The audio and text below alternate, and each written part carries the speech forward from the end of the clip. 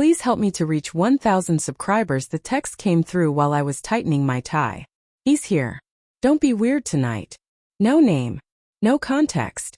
Just that sentence glowing on my phone like a warning. I didn't understand yet. I stared at it longer than I should have, feeling that quiet drop in my stomach.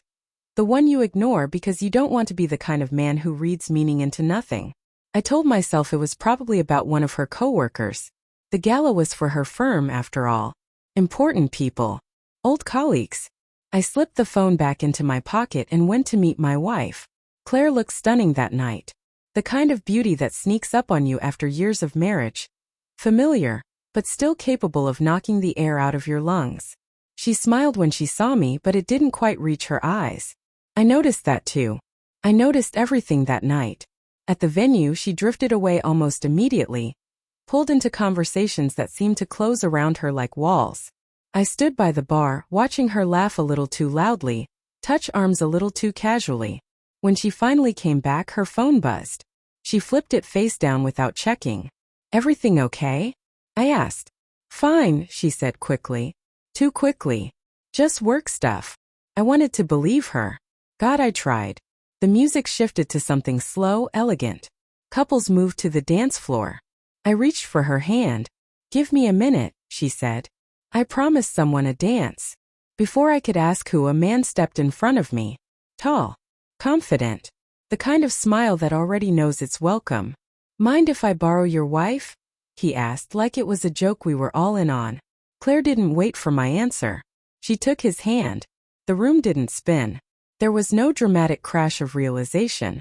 Just a sharp, silent click inside my chest, like something important had snapped into place. They moved easily together. Too easily. Her head tilted toward him in a way I hadn't seen in months.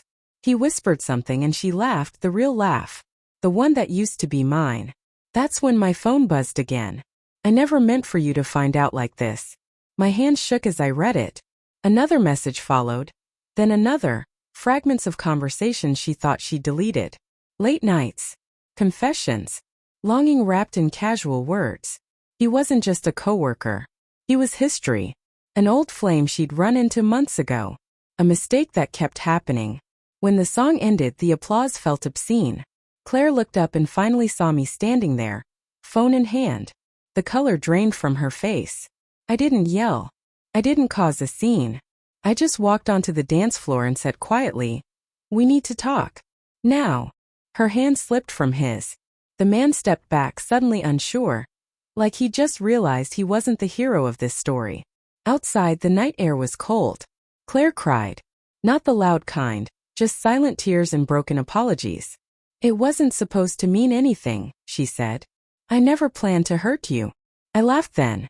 A short, bitter sound. You planned everything except getting caught. She told me she'd felt invisible. That I'd been distant. That he made her feel seen. None of it was entirely untrue. That was the worst part. Betrayal doesn't come from nowhere. It grows in the cracks you ignore. I thought about the nights I'd waited up for her. The mornings she'd been too tired to talk. Every moment that now felt rehearsed. What happens now? She asked. I looked back through the glass doors at the dance floor. The music still playing, life moving on without us. Now, I said. I stopped pretending this is something I can unsee. I didn't leave her that night. Not physically. But something fundamental ended there under the string lights and polite laughter. Weeks later, when I finally packed a bag, she asked if I hated her. No, I said honestly. That would be easier. Walking away wasn't dramatic. It was quiet. Heavy. But it was mine. And sometimes strength doesn't look like shouting or revenge. Sometimes it's just knowing when to let go of the hand that chose someone else. Even while the music was still playing.